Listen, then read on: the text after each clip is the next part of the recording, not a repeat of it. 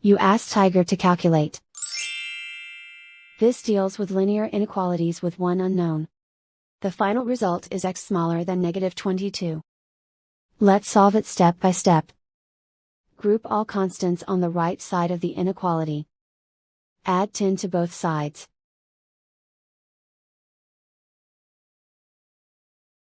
Group like terms.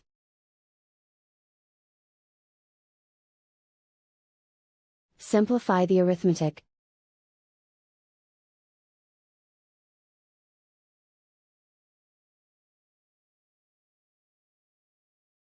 Isolate the x. Multiply both sides by 22.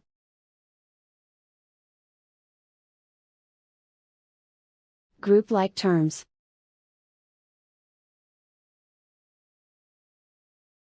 Multiply the coefficients.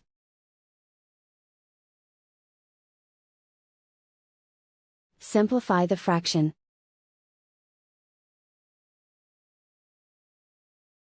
Simplify the arithmetic.